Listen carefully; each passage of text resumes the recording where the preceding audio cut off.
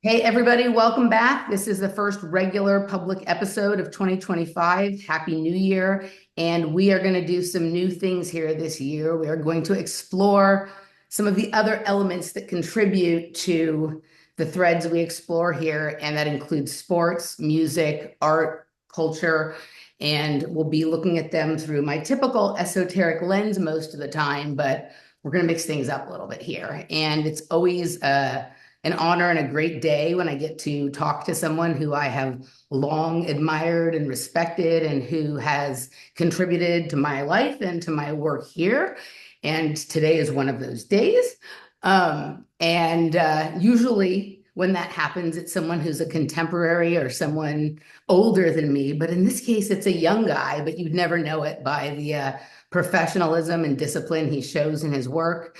And I also admire and respect that. So, the host of Monday Match Analysis and Three, and a commentator on Tennis Channel and T2, Gill, welcome to Strange Mosaic. Thank you for the terrific intro, Emily. It's funny. You try not to get too bogged down in YouTube comments and individual commenters, but there are some names that you see pop up all the time that you end up recognizing over years and years and years. And yours is one of them. And I always, appreciate those people, and they really keep me going. People like you.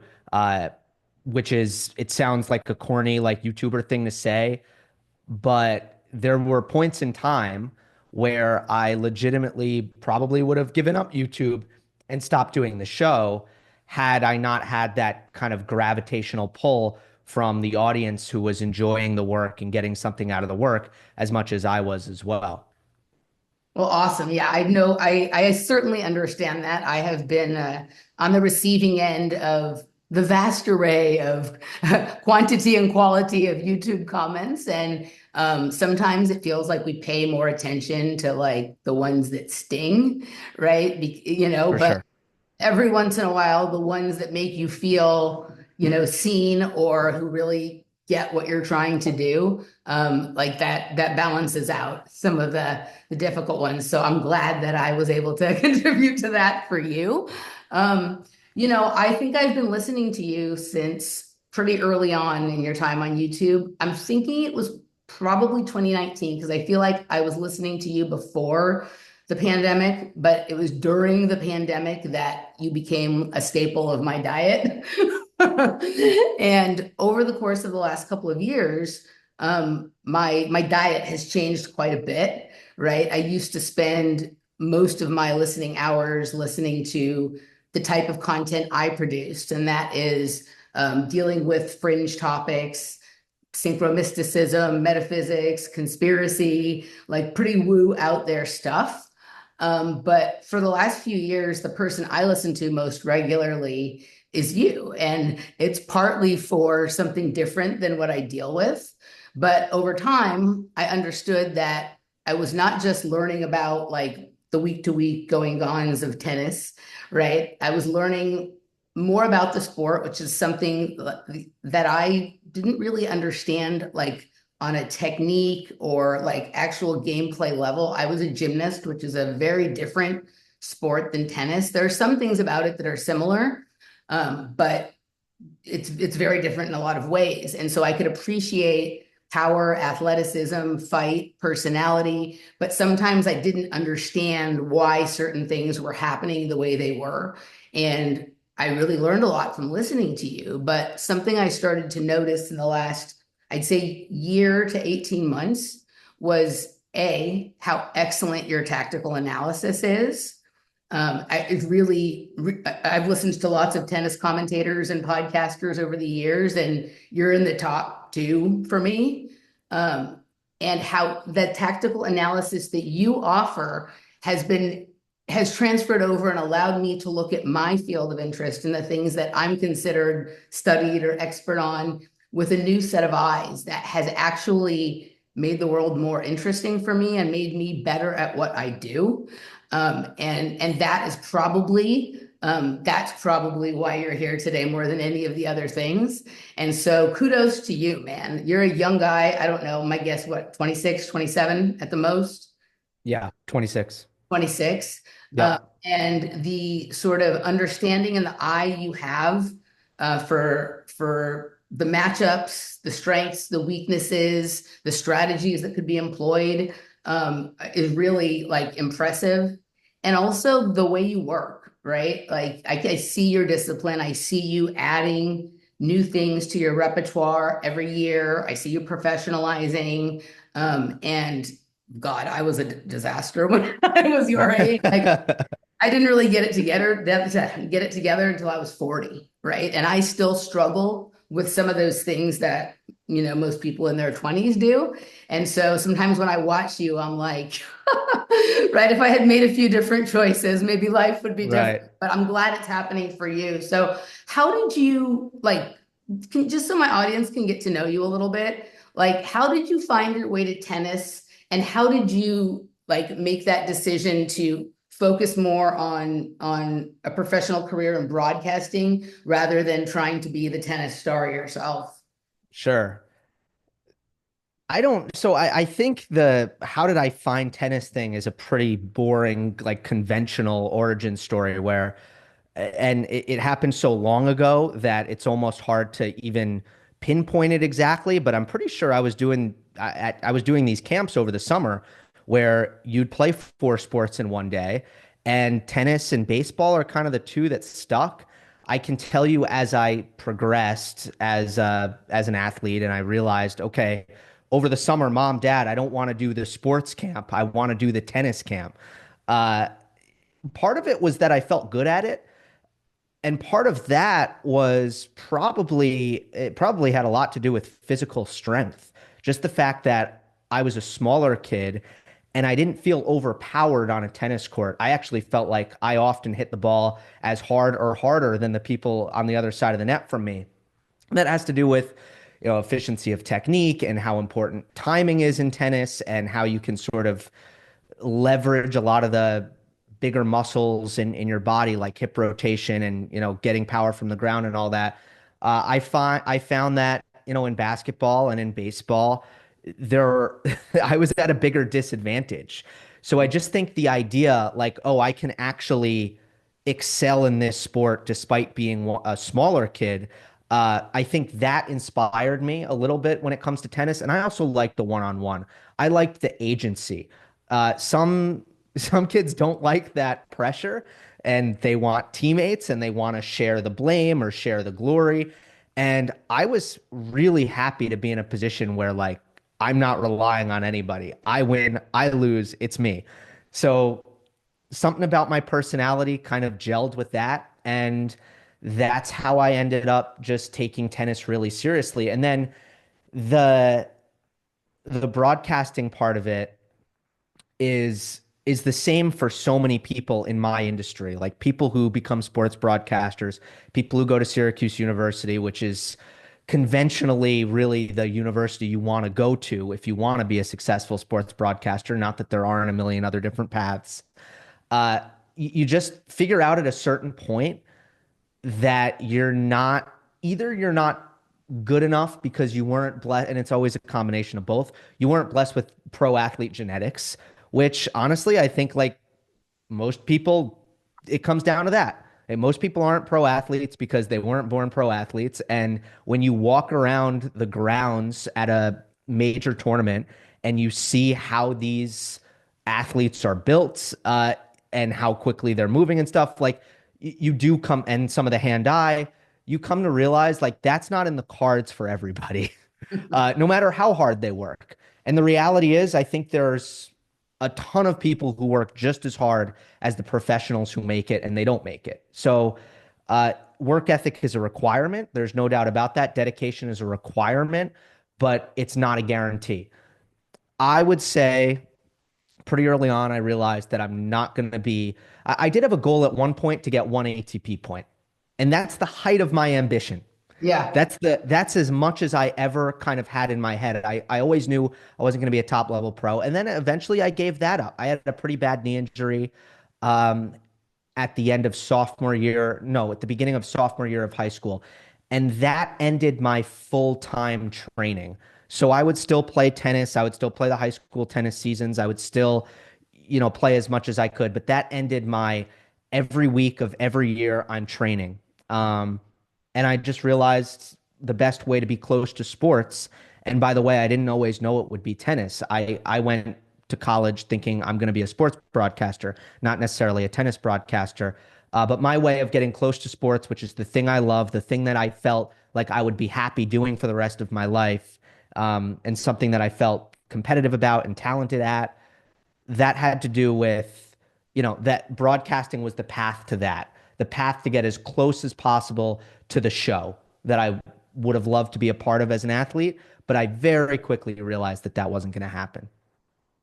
Yeah, so it seems we actually have a little, a lot in common in terms of how we came to our sport. I also am undersized, so gymnastics was a natural thing, but I also was climbing on everything, breaking everything, and I think I got into gymnastics a little younger than you did.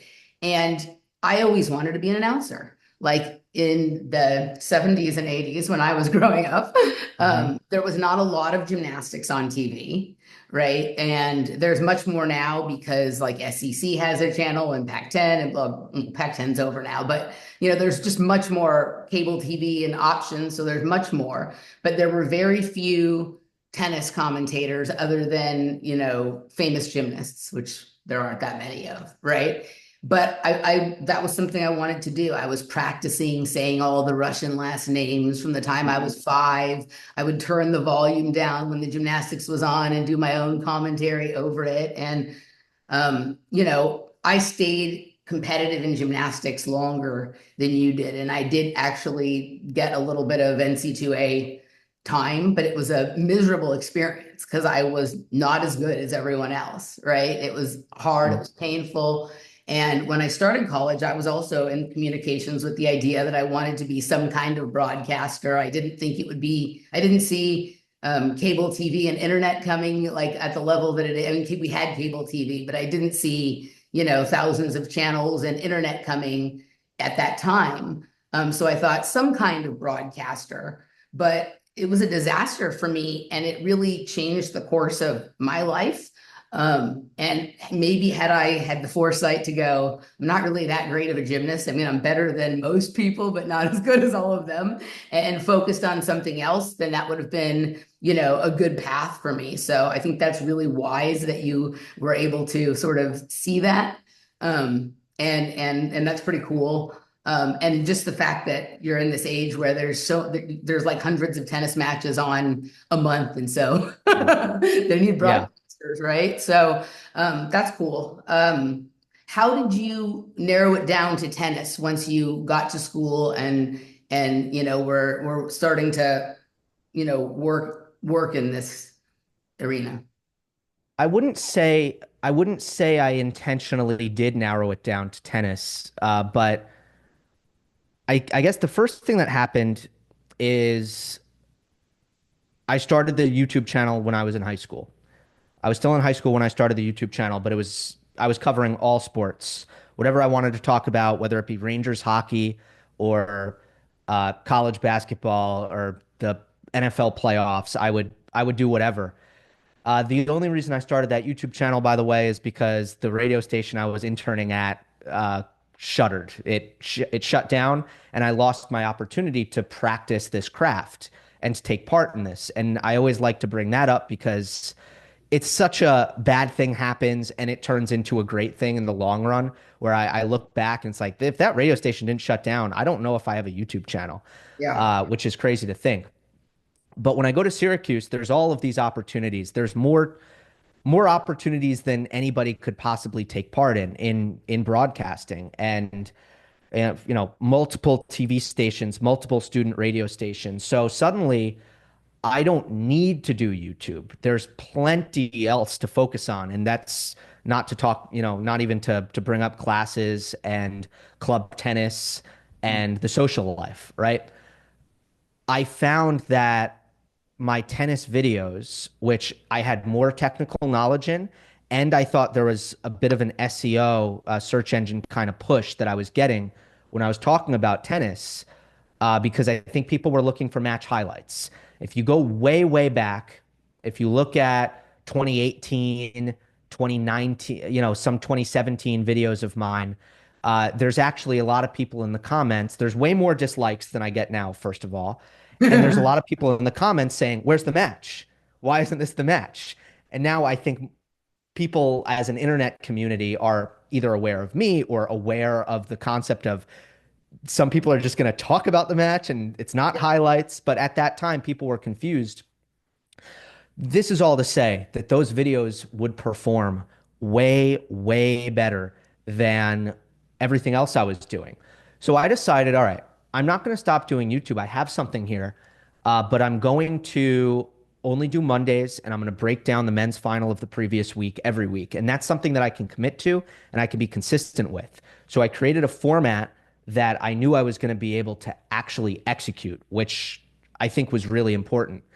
And then I went through college working on my craft as a sports broadcaster, not doing, tons of tennis specific stuff outside of the classroom and calling Syracuse men's basketball and women's basketball and football and lacrosse, and doing, sports updates on the local NPR station. All that stuff. Now, I was tennis beat reporter at the TV station, and I think my kind of niche that I developed helped me get that opportunity really early on. So that was great.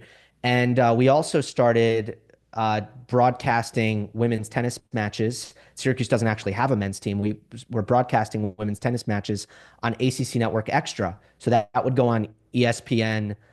I guess ESPN Plus. I don't know if it existed. It might have just been Watch ESPN when we started. But I was actually getting tennis broadcasting experience. And again, as an underclassman, I was getting these opportunities because I had an expertise in a sport that not a lot of people had an expertise in.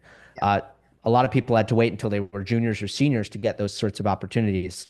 So that tennis sort of niche continued to elevate me and help me in certain areas. And then when I was graduating, my plan A was to get to Tennis Channel.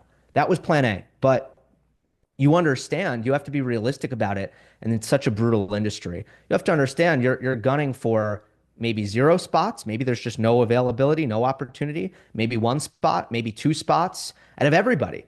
And not just college grads, like everybody in the country, In the right? world. And exactly in the world.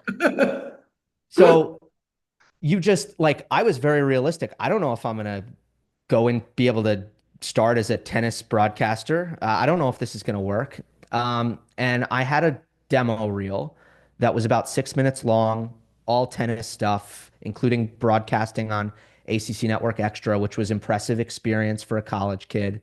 I had somebody who was able to get into the executive producer's ear and say, "Hey, I know this kid. He actually went to Syracuse with me, and he gave me the endorsement that he gave me, and they end up bringing me in for a trial." And I do my week at Tennis Channel. I got an email after the first day that said, "Welcome to Tennis Channel. You're clearly knowledgeable. You pronounced all the names correctly." And I'm thinking, wow, that's kind of a low bar. Like, of course I pronounced the names correctly. But that stood out immediately to them. And it was good timing. I won't get into the details of like where the network was going, Tennis Channel as a network, but it was great timing and it just worked out that way. So here I am. Yeah, it's odd, but apparently pronouncing the names correctly is not a requirement to work at Tennis Channel. And right, I think we're all aware of a few people who have their own unique pronunciations of Mhm. some of the big names. That's like that's a really cool story, but I think it also your knowledge and you're very professional. Like I've watched sports since I was young, mostly gymnastics and tennis, some baseball. During the Olympics, I watch other stuff. And so I definitely have an understanding of what makes a good broadcaster, what makes a good play-by-play commentator. And you obviously have studied the best, but also I think you're a natural at this. If you weren't a natural at tennis in the same way that, some of the stars are, you're a natural at this. So Thank you. you have the power in genetics for this. So I what? I was just gonna say I remember my I don't remember actually, but I've been told my whole life. I'm 10 years. I have an older brother, 10 years older. So When he had his bar mitzvah, I was 3. He was 13. And I like grabbed the mic, was like, I was all over the microphone, right? The MC was trying to MC, and like 3-year-old me was like constantly grabbing the mic and making it a show, taking part in the show. So that's just one story that was kind of told to me over the years of when I was young and already reaching for the mic. Yeah, well, it shows. So, all right. So the thing for me, like obviously I love hearing the reports on what happens in the tennis matches, like or the predictions. But what I really like is the granular detail you get into about why a player is so good at a particular thing, why, even though someone in general is a much better tennis player than someone else, the one thing this person does that bothers someone can lead to an outcome that doesn't make any sense to anybody who's not sort of aware to look for these things.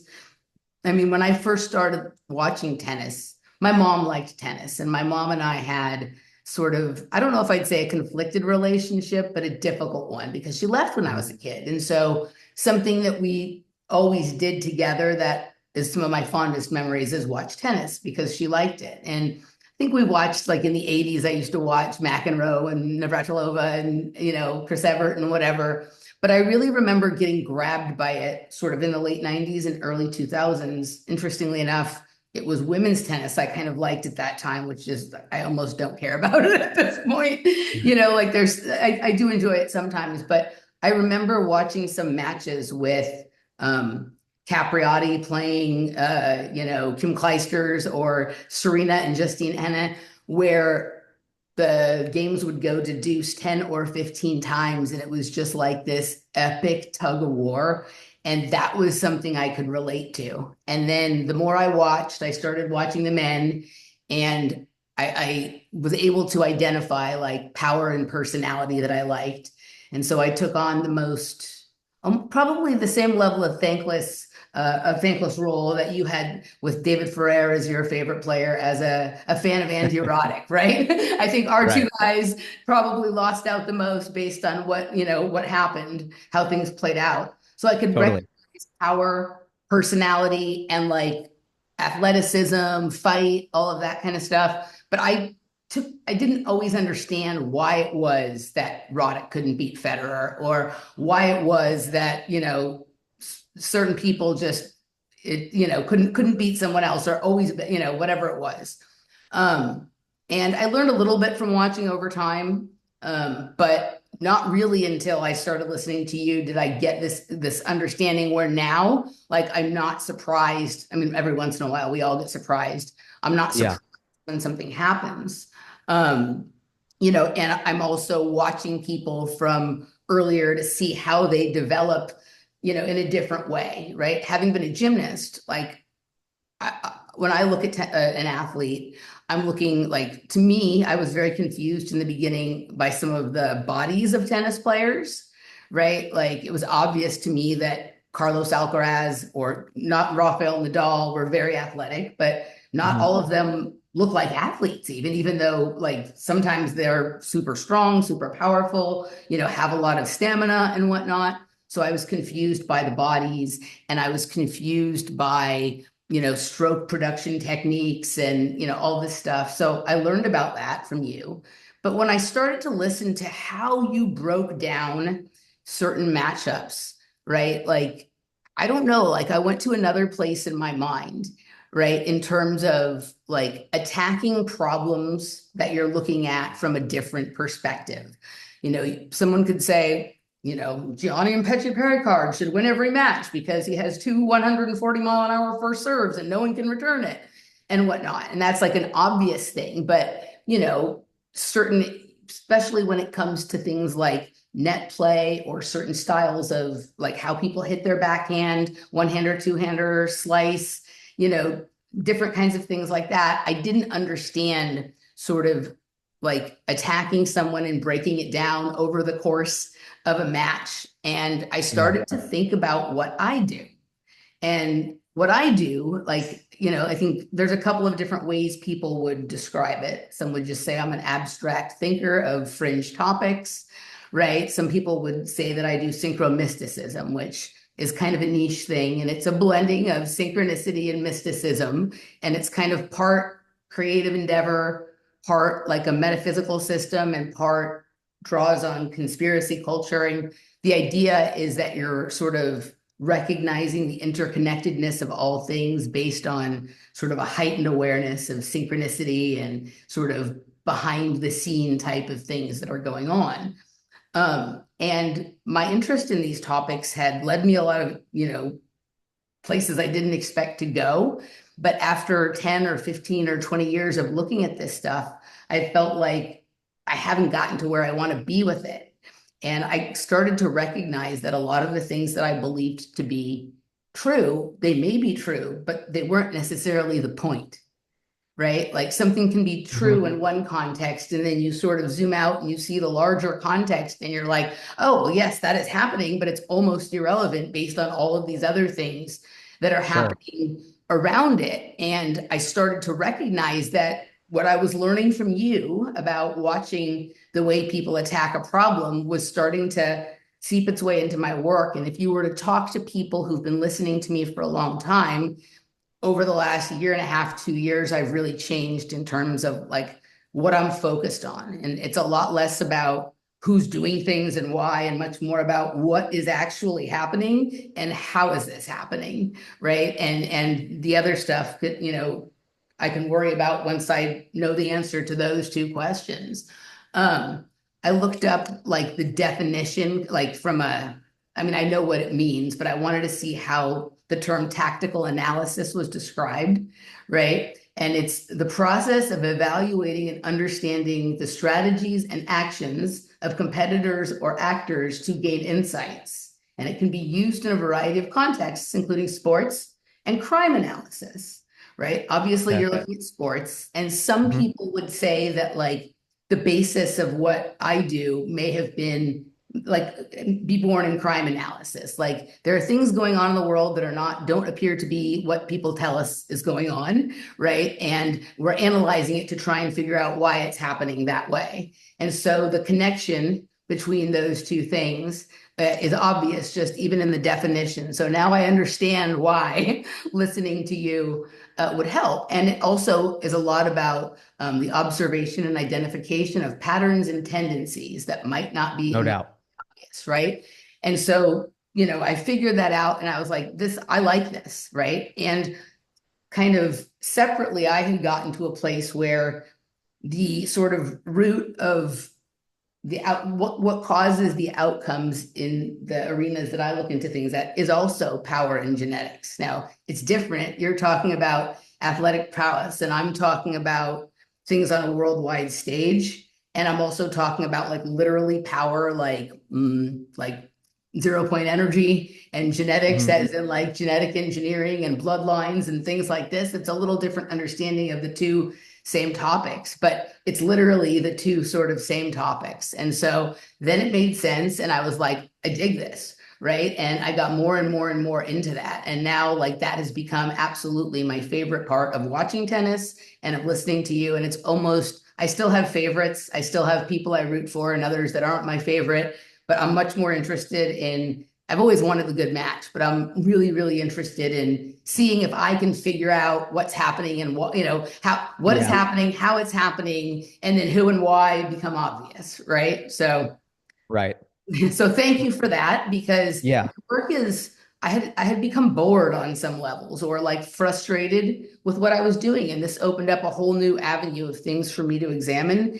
And I think I'm getting closer to answers that can actually like mean something for me in my life than just like knowing a lot about stuff that seems out of my reach in terms of, being able to do anything about. So with that Yeah. said, As you were talking there, I was like I was thinking about what are some of the things I do in terms of looking at a tennis match that may have unlocked some of those things. And so the first thing was like finding nuance, gray area, and context behind something.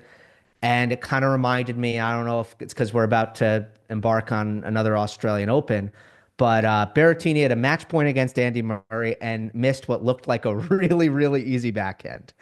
And I just remember thinking it looked like a total choke, but knowing Matteo and his strengths and weaknesses, it was explaining it's actually not shocking that he missed that backhand. He hates that backhand.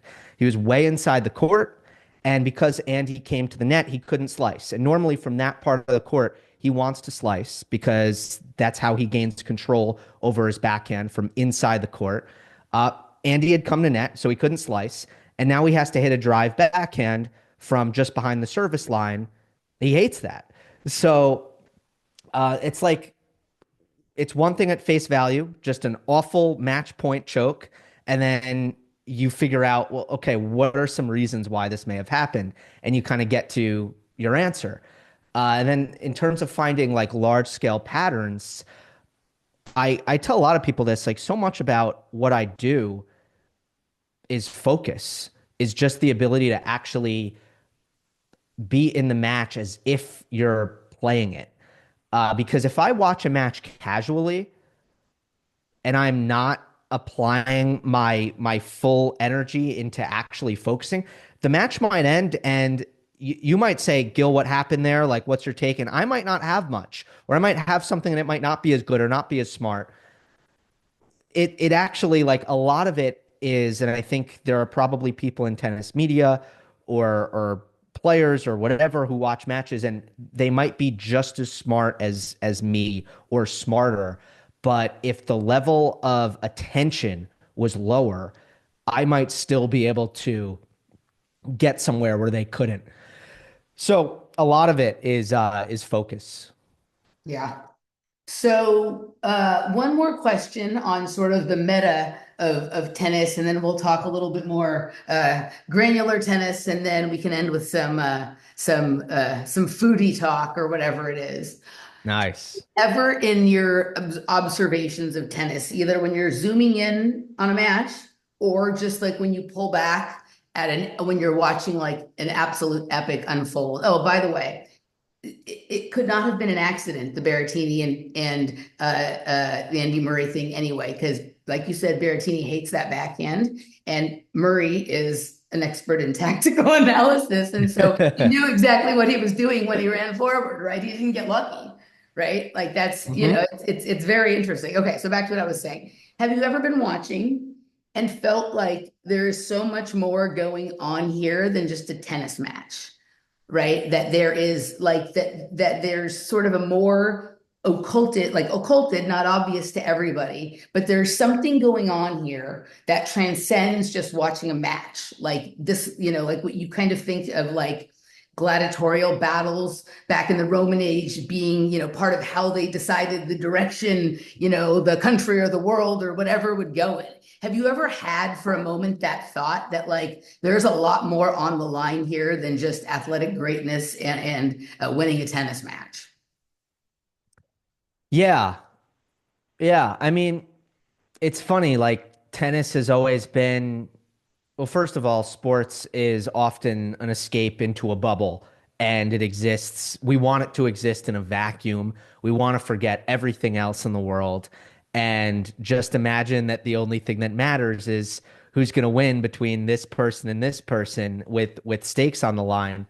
So I don't know if this is kind of almost what you're referring to, but when it becomes larger, and tennis tends to do this, like it tends to interact with worldly issues probably on a more regular basis than other sports. No. I guess like Djokovic and the vaccine stuff is one example. You had Osaka during the U.S. Open in 2020.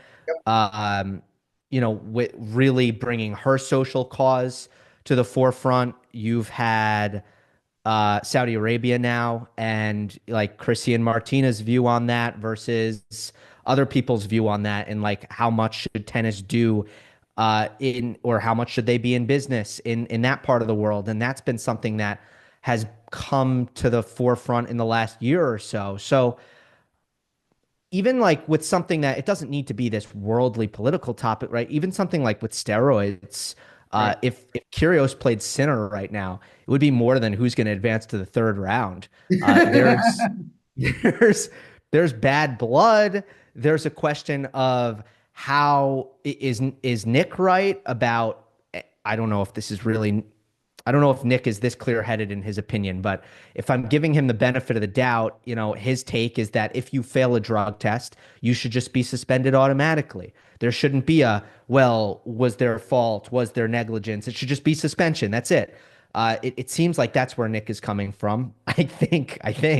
Right. Uh, Hard to know sometimes. yeah. So yeah, there's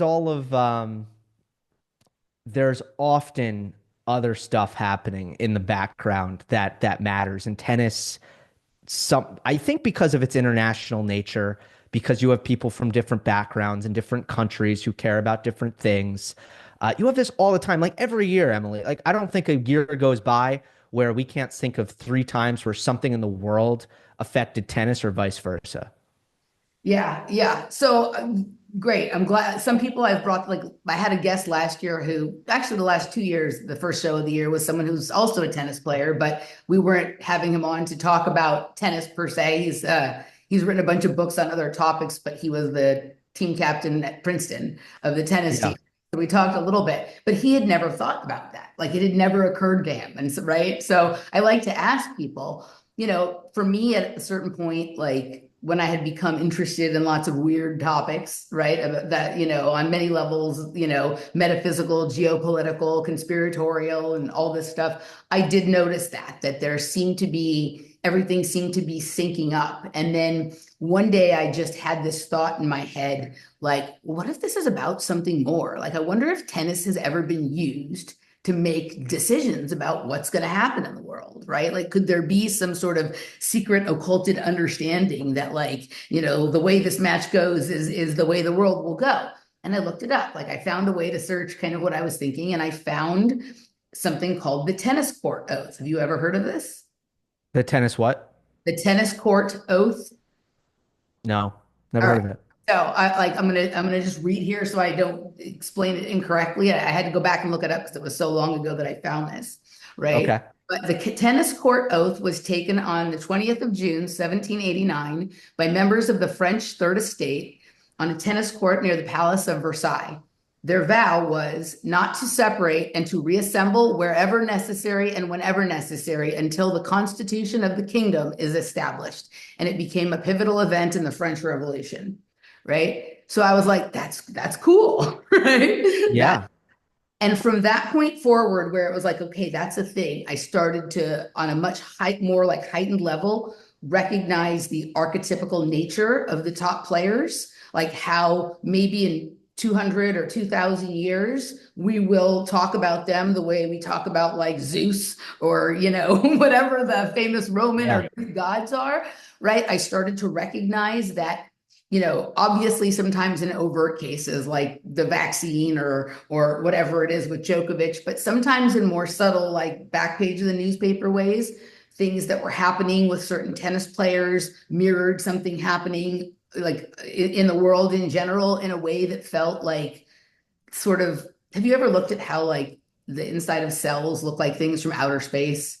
Right? If you Yeah. look at a microscope, it looks like the same as looking at a telescope, like kind of on this Right. macro level. And I started to watch like what the players were doing in the rest of their lives and who they were associated with. And I've done at this point probably upwards of 30 hours of my, more than that, maybe, of my content on sort of the occulted nature of tennis. And I have you know, sort of added my imagination to the backstory of some of these players and what may be going on in a way that like people who never listened to tennis before came to like tennis from listening to me talk about it in that way. So it's part of, I think for me, that's like the biggest draw is it feels like about so much more than just a tennis match, but also the amazing athleticism and strategy. And it's like athletic chess, right? It's got Hmm. all of Hmm. these qualities, and you spend so much time with the players because they're out there for sometimes 6 hours,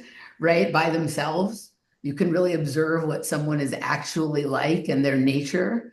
Gymnastics is also an individual sport, but they're out there for such a short amount of time that you don't really get to observe too much, right? And just the entire Right. nature of the sport is different, though it has ancient roots all the way back to like, ancient Greece and whatnot, right? So there's some of Yeah. that there as well.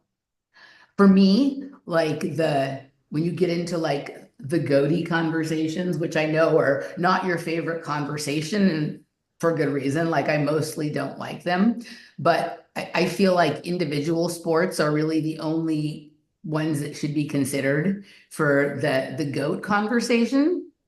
And for me in my head, like Simone Biles is the GOAT of everything, right? Of athletics, like in terms of, because she is so far better than all of the other people. Like it's like a UFO in Mhm. an airplane. But Djokovic is the greatest competitor of all time.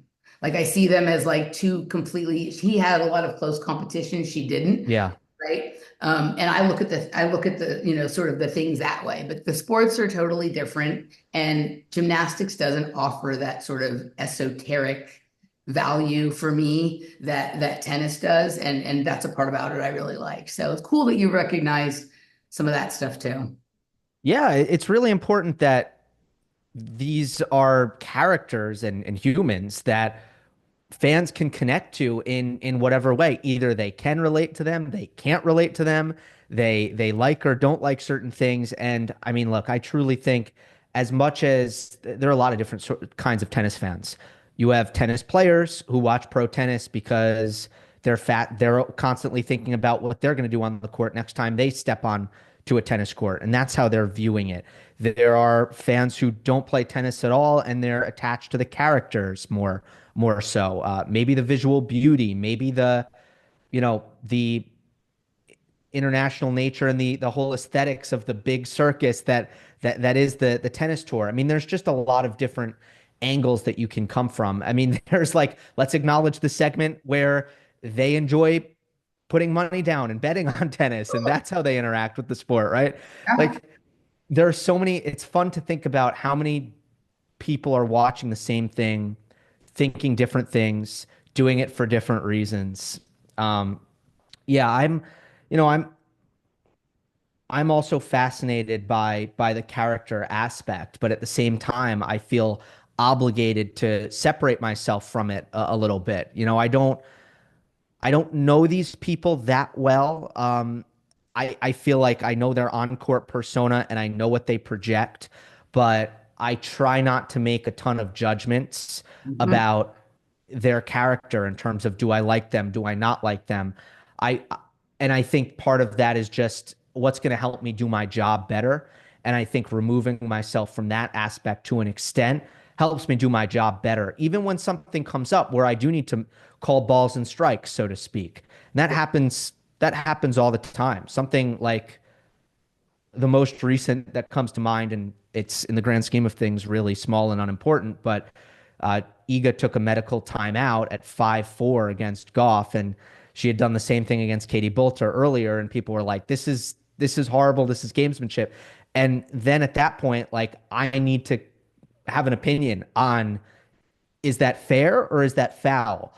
Right. And the less I have some sort of preconceived notion about Iga and who she is and what she's made of, I think the better I can look at the situation and kind of make that judgment call. Yeah, I think you're always fair. Like when you're whether you're talking about something personal about the athlete that is related to tennis or off-court issues, I feel Yeah. like I don't always agree with you, but I don't feel like you discount opinions that Right. are different than what you have or whatnot. I agree. Sometimes it's hard, right? Like to put personal things aside. Sometimes people who you really liked on the tennis court, like it feels disappointing when they do something off the tennis court or some other thing happens that for you Sure. is a turn off. And then there's other people who, like, they were never your favorite, but they do something either very sportsmanlike on the court or something off the court that is like, I like this person now, or or whatever it is. So it's a very interesting combination of like tastes and likes and aesthetics and all kinds of stuff. So I think you do a good job managing all of that, though, right? Yeah. The Eva thing is interesting, right? Like she's one player I have not been able to sort of I don't know why. Like I usually can be very neutral on a person. And I did like her like when she first came out, like in 2020 when she won the French Open, she looked joyful and it was like a pleasant Mhm. surprise. And I think, for some reason I strongly dislike her and I am bothered by the fact that I strongly dislike her. And so I have examined myself about this to make sure like I don't when I feel too strongly one way or another about someone who I don't actually know, it's like what is going on here? And I think I finally figured out what it is, and it actually made me feel sorry for her. She doesn't look like she enjoys tennis. She looks to me like she's relieved when she wins, and if she's not winning, then like she doesn't want to really be out there. She wants to get off the court as quickly as possible.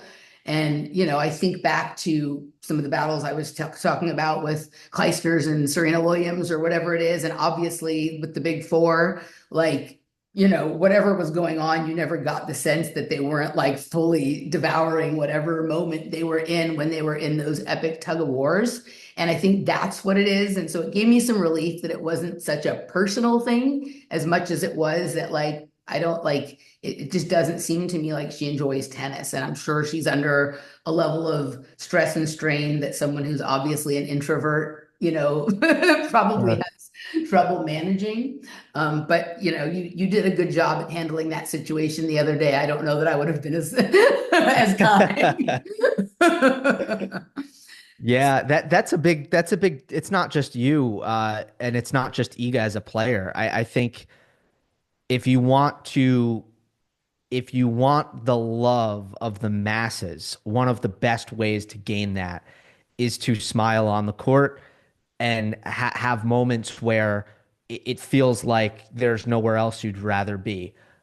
And yeah, there are some players who are more flat. There are some players who look anxious and stressed and almost like often pain stricken and panicky. And I think watching Iga, and I actually think as great as she is, there's evidence, in my opinion, to suggest that she can be even better if she finds a way to relax a little bit on the court. When I look at someone whose hard court results are far, far and away better at Masters 1000s and 500s, and then at the Australian Open and at the US Open, they plummet. To me, that means the importance, it's still best of three, it doesn't matter. The importance of those two events are dragging you down. Yeah. And, it's worth looking at why is that? Yeah.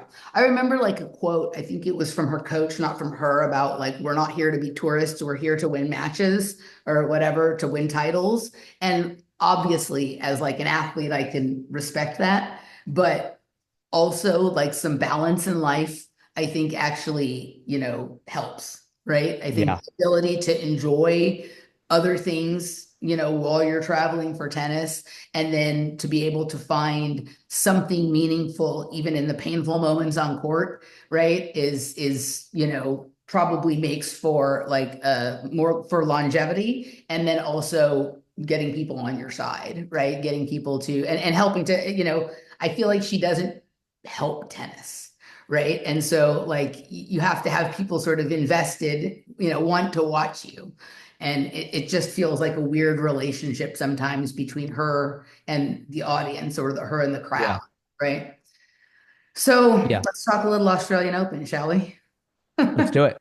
All right. So I listened to your predictions this morning, and I also listened. I managed to get all yours in and all of Andy's in, right? So I could kind of, and it was really interesting that you guys, a lot of it was quite different, I'm right? not sure. So, because I don't know what Andy said. So you But can break the news to me. it's like an Andy John combination, right? Like they, Right.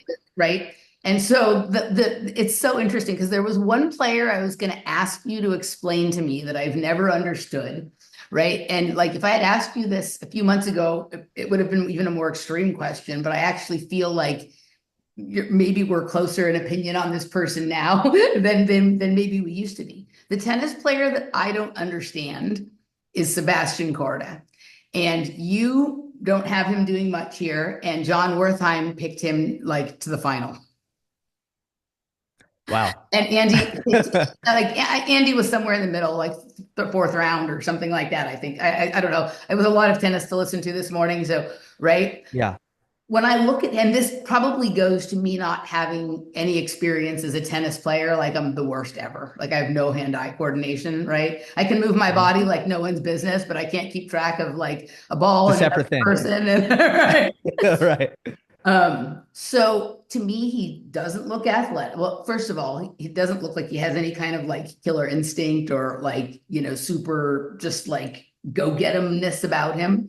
But Yeah. he doesn't look athletic to me. To me, when he moves around, it looks like, have you ever seen like a really tall woman who moves awkwardly? Hmm. Right. That's what it reminds me of. And I don't mean that with any like ill will towards him. He seems like a nice kid. But when people would talk about like what a prodigy he was and whatnot, like I would go, okay, like I'm not seeing it. And there's just as much of a likelihood that it's my lack of awareness about the sort of nuts and bolts of tennis. But it seems to me now that like a little more people are saying things, a few more people are saying things that are kind of always how I felt about it. But I thought this was a great that this contrast this morning between their pick and your pick and this question that I had. So there's my Yeah. setup. What say you about Sebastian Corda? There have been a lot of issues, and like I've just never really been all in on his prospects like a lot of others have, but I also understand where it's coming from, especially when we have seen it. Like so January 2022, I want to say. I remember, yep. Yeah, so he was awesome to start the year. And it's just like, wow, you are taking on a good version of Novak Djokovic. You are going to the Australian Open quarterfinals and you hurt your wrist. So it's kind of like, oh, okay, this injury just derailed him, but he'll just get back to that level and it's going to be a borderline top 10 Sebastian Korda. So I get that logic, but um I think the other aspect of it is what he looks like hitting the tennis ball. And I agree with you about his movement, and he's never been the quickest, and he's never been someone who's going to scramble or defend and get back into points that he falls behind in, so to speak. Which is meant for me. Like I look at it quite pragmatically. If a player is not going to be great defensively, I better see a total package offensively. And his serve has always been for 6'4", meh. So he's got a big, scary backhand. It's a beautiful shot. He can produce winners from behind the baseline with the two-handed backhand with ease. And very few players can say that. And the forehand is big too, and that can be a weapon. But that shot isn't reliable enough. Yeah. So he misses too many forehands. He doesn't serve big enough. His movement is not like if you look at the top 10 right now, who doesn't move better than Korda? I think they all move better than Korda.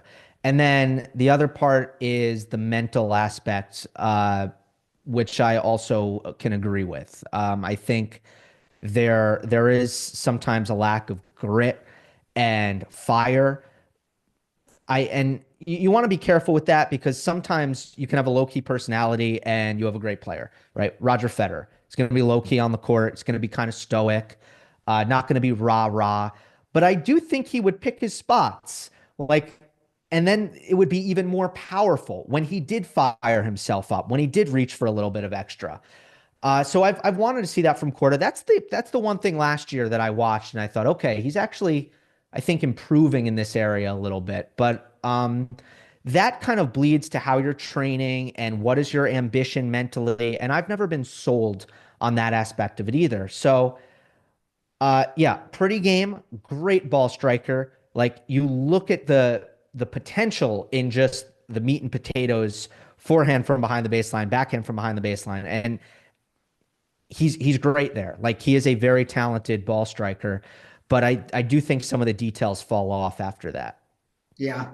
All right, so everybody has a sinner to the final and sinner winning, right? For me, like I have a massive respect for him. Like I did not see number one coming for him, right? I thought he'd be a top tenner for a long time. I thought he might win a major.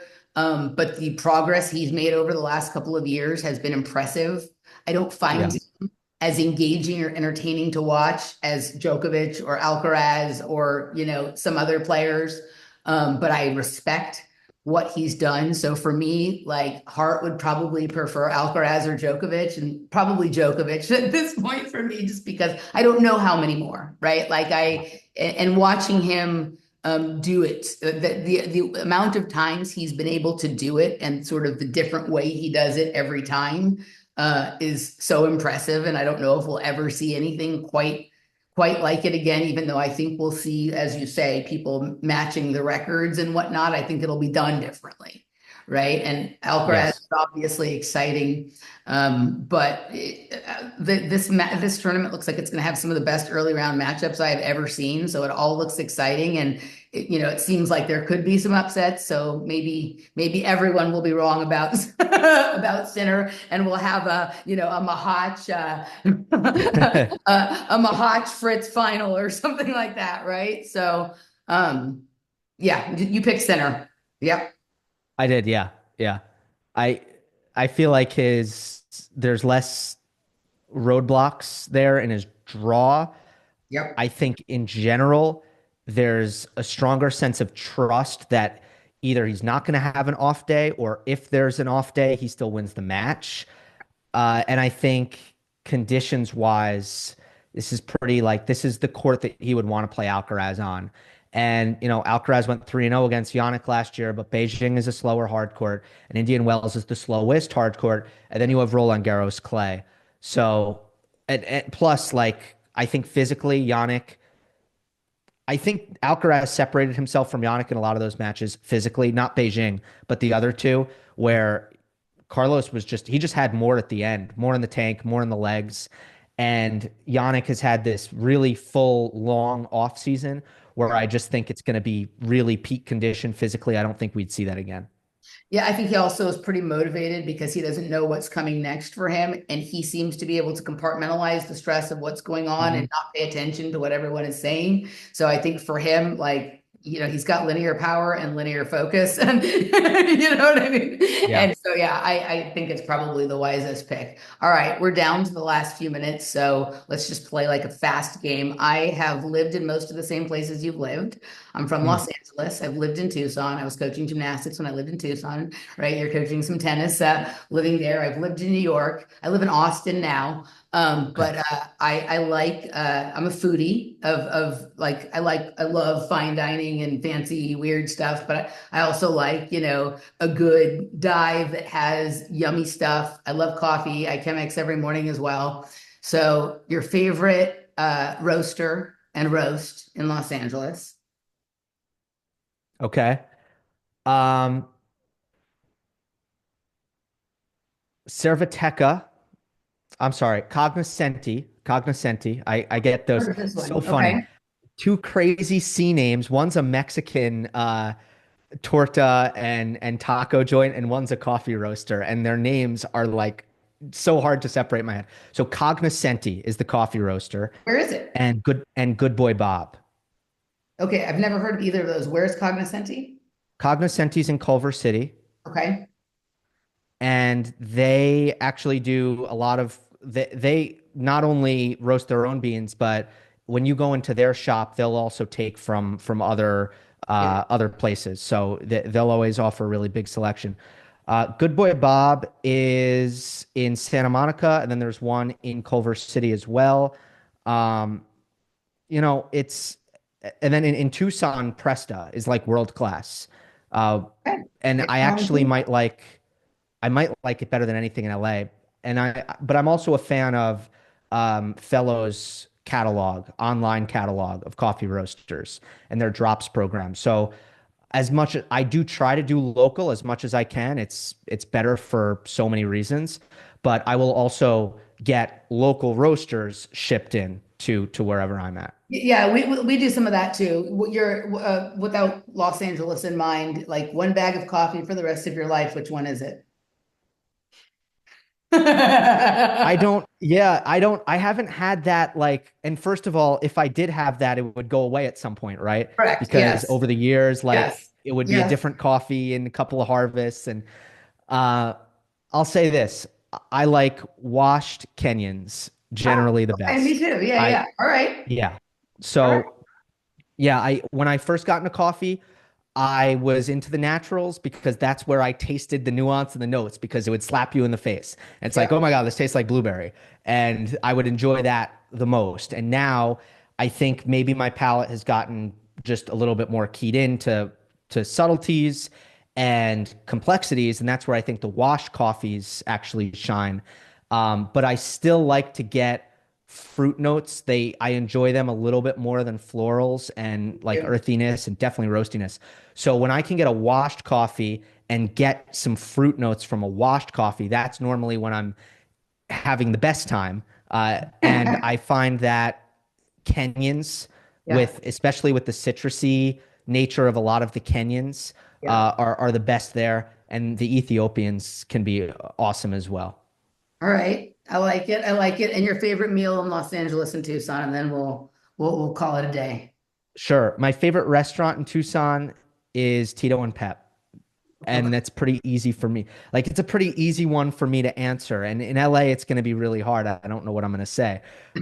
Um, You could just but say your most recent, really memorable meal. How about that? let me give a shout out as a New Yorker to a pizzeria in LA that I think is doing Neapolitan pizza better than anything I ever experienced in New York. I haven't tried Una in New York, which is very, very hyped. But Pizzeria Sei, SEI, actually doing Japanese Neapolitan pizza. There is a little bit of mochi in the crust, so you get that stretchy, chewy nature Yeah. in the crust, which is incredible. And it's, you get a ton of kind of charcoal flavor from the oven itself. And then you know how it is with pizza. There's only going to be four ingredients. It's all about the quality of the ingredients itself. The tomatoes and the cheese and all that are incredible. But the crust is the hardest to get right. Another nugget, Pizzeria Yeah. Say, he adjusts the crust every day based on the humidity outside. I love it. So it's on my list. I haven't been there yet, but it's been on my list the last, my family still lives in Los Angeles, so I go home. Yeah, Hopefully I'll be home next week. It's on my list and now you've sold me, so I'll have to make sure I do it. I've never heard of Tito and Pep in Tucson. I lived there in the 90s, so it's been a long time, but I travel through reasonably frequently. So, well, awesome. I look forward to trying some of those places. You've enlightened me to some things in my own hometown. My most recent delicious meal in Los Angeles was at Mozza, which has been there for a long time, but I somehow had never tried it, the Nancy Silverton heard of restaurant. it. Also had a surprisingly delicious sort of happy hour on the way to the airport meal at Hermanito on Sawtelle. It's a Japanese Mexican restaurant. It's like really, Yes. have you been there? I like that place a lot. And that's my favorite. I mean, I live on the west side and LA is it's just hard to get around, obviously. So there's probably no street that I eat on more often, and there's no street that I enjoy eating on more often than Sawtelle Japantown in West LA. It's just a wealth of like there aren't a lot of I don't know, like for example, LA Times does a 101 list, 101 best restaurants in Yep. Los Angeles. And nothing on Sawtelle is on there. And the funny thing is, there's no place on Sawtelle where I'm like, I'm grabbing my pitchforks out and I'm like, how is that not on the 101? But there's like 15 places that I'm happy to eat at.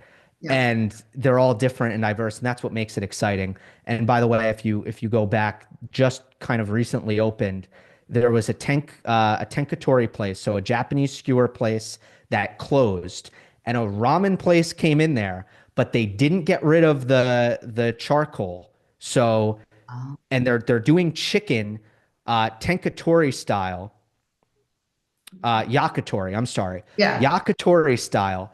They're doing that chicken and putting it in the ramen. So, Oh, and it's a chicken broth. So they're basically making like yakitori chicken ramen.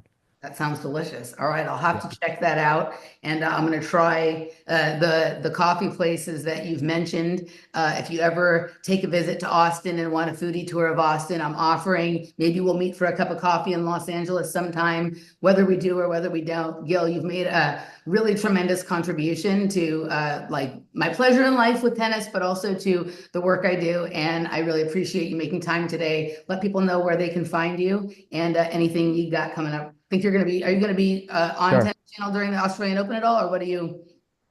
No, because so ESPN has the Oh, full ESPN, rights that's to right. Yeah, yeah, Rossi. yeah. Yeah. Yeah. Anyway, but thank you for the kind words. Warms my heart to hear. So glad, glad that my content has been, something that has been a good part of your life, or something that's helped in any way. So, and this has been great. So thank you for bringing me on as well. YouTube channel is just my name, Gil Gross. My if you look me up on podcast platforms, it's Monday Match Analysis. I think it would come up if you said Gil Gross, but technically the podcast feed is Monday Match Analysis. And I'm trying to, you mentioned every year trying to do something new or pushing the envelope. This year, I'm kind of focusing on uh, entering. I mean, my content is really, really long, I think just like yours. I'm trying to also create some offerings for the short attention span era and do some short form stuff on TikTok, which may or may not be going away soon in the US, and Instagram, which I think is here to stay. And my handle for those are just at Gil Gross. So check me out on those if it sounds good to you as well. All right, he'll be giving the best breakdown of the tournament for Australian Open. So this is a good time to go check him out.